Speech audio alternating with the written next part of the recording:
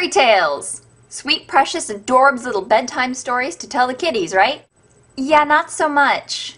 Try gory, gruesome, and hypersexual. So, you know, pretty much right up my alley. This is What the Fuck History, and my name is Grendel. Today I'm gonna be bringing you the sick and nasty truth behind all your favorite fairy tales. Let's start with indentured servitude, self-mutilation, and shitty translations. That's right, babies, I'm talking Cinderella. Oh, what, you didn't pick up on those things in the Disney version? You all know the story. Dude's wife dies, and he remarries to a fucking bitch. Blah blah. Dude dies, bitchy stepmom makes his daughter the Cinder Girl. Blah blah. Prince has a ball. Blah. Fairy godmother. Blah blah blah. You know the shit. She gets a nice dress and a pumpkin pimp my ride and fox fur shoes. Oh, right. Cinderella as we know it originated as an adult story that was told in the French court. And some historians have argued that Cindy's shoes were not glass, verre in French, but fox fur, verre in French. The jury is still out on this particular bit, but it is an interesting point to debate. So anyway, clock strikes and Cindy rushes to get home by curfew, but she forgets her shoe. I call bullshit right there. Like hell anybody is going to forget their Louboutin on a staircase. Oh, I bet that I got that pronunciation wrong and now my fashionista roommate is going to kill me. Also, midnight? That curfew sucks. I'm advocating 1 a.m. at least. Blah blah. Prince finds their house. Blah. And then the stepsisters want to try on the shoe. But they have big fucking feet, so that isn't gonna fly. So they do what any sensible girls would do to make the shoes fit. Chop off chunks of their feet. So the first one hacks off her toes, NBD, and it fits. So she gets on the back of the horse with the prince, and the fucker doesn't even notice until he spots the blood dripping from her feet. So he turns around and the other stepsister tries. See, for me at that point, I probably would have said, yeah, clearly mental illness runs in your family. No more bitches trying on these shoes. I'm going. Bye. This one chops off her heel. Totally reasonable. And it fits. And as we know, if it fits, it motherfucking ships. So this one hops on his noble steed too. They get on his horse too. Yow! And off they ride until he notices her bleeding too. And they go back because the hobbling wasn't enough of a tip-off. I do say, miss, what's with the blood? What blood? Oh, that blood! That's not mine! That's the other girl. Oh, cool then. Hey, wait a minute. But all's well that ends well, I guess, because eventually Cindy gets to try, and she slips her precious little size 6 into the bloodstained fur or glass or whatever. I hear Windex is good for that. And off they ride into the sunset, happily ever fucking after. There have actually been many, many versions of this story from all around the world. Like the one from Korea, where the girl lacks a fairy godmother, but instead has magical fish bones haunted with the ghost of her dead grandmother. And really, isn't that much better? I mean, what else do you need?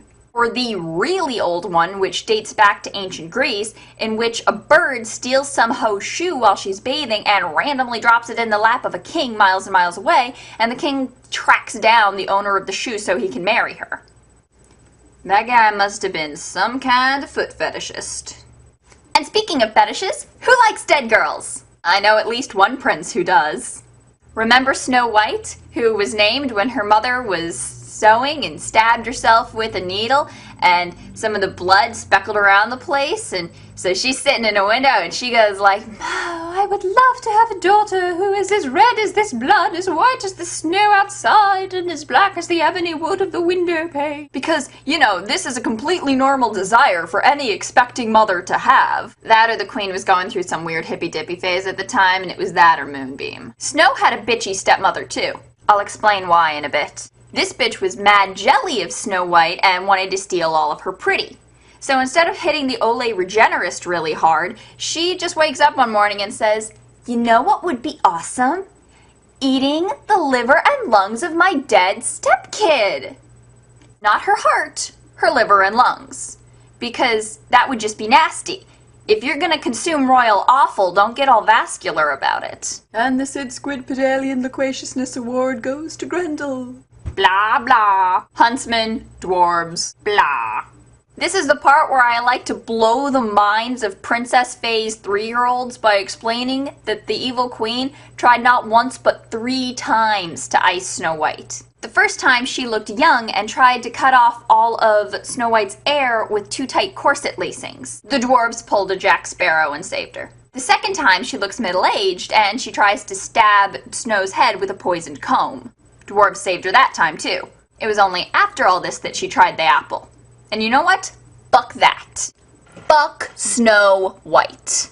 I am all in favor of handing her her Darwin Award right now. If you keep falling for it, you deserve what you get. Anyway, blah blah glass coffin blah blah prince. Yeah, the prince does not wake her with a kiss. He actually buys her corpse off the dwarves. Real ethical, guys. When he tells his servants to pick up the coffin, they drop it. It is so hard to get good help these days.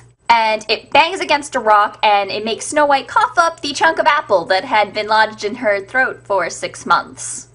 Because apparently the Heimlich maneuver was beyond any of them.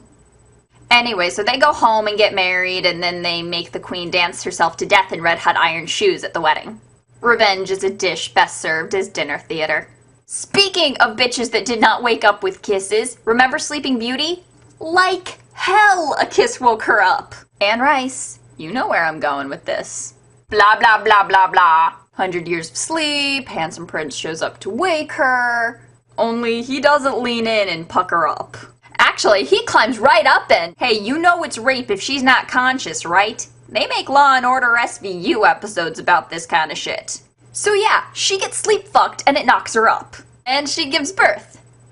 In her sleep. And apparently the babies are pretty chill because they just climb right up and start drinking the milk she is somehow producing. And she doesn't wake up. Only when one of the babies, did I mention she has twins? Yeah, she has twins. Climbs up and sucks the poison spindle needle out of her finger does she wake up. And then she just takes the babies and tracks down the handsome prince. Hey, I just met you, and this is crazy, but I had your narcoleptic rape offspring, so call me maybe. You know who else was creepily sexual? Red Riding Hood, that precious little nearsighted cherub. The wolf doesn't just have creepy big teeth, he is also amazingly persuasive because in one version, he convinces Red to take off all of her clothes and climb in bed with him. Did you catch that? Yes? I think I'll repeat it anyway. Red Riding Hood gets naked and climbs into bed with a wolf in her granny's negligee. What is this? I don't even. And the woodcutter actually saves her and Granny by slicing open the wolf's belly. And they are both mysteriously fitting whole inside the wolf's belly, like they are in one piece in there. Like, how big is this wolf? Oh my god. Is it a dire wolf?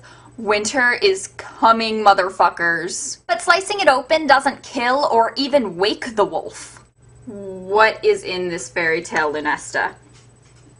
So they get some stones, fill the wolf's belly with the stones, and sew him back up, and then wake him up. I don't even want to know what it took to wake him up after all of that. So he jumps up and goes yipping off into the forest where the stones weigh him down and drags him as he walks and he eventually dies, whatever. I could actually keep going all day with this shit.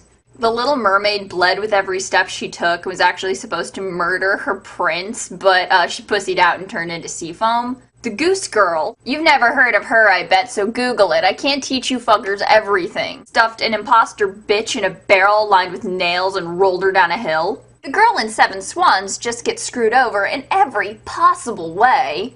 Shit, being a female in these stories sucks ass. But I'm gonna stop here so I can tell you who's responsible this. Disney took out pretty much all the violence. Fun-sucking Nazi sympathizers. But it was the brothers Grimm who did the first coat of whitewash. Wilhelm and Jacob Grimm, who were real people, I must point out, because that information recently shocked and awed a friend of mine, were German brothers who lived in the late 1700s to early 1800s. They were academics and linguists who liked to collect folklore and then consolidate it into nice, neat little volumes. But not without a bit of editing. The two idolized their mother, who died while they were still young men, And so they changed all of the evil mothers in the stories to evil stepmothers. They lost their father at a very young age as well, so you don't see many evil father figures in their stories either.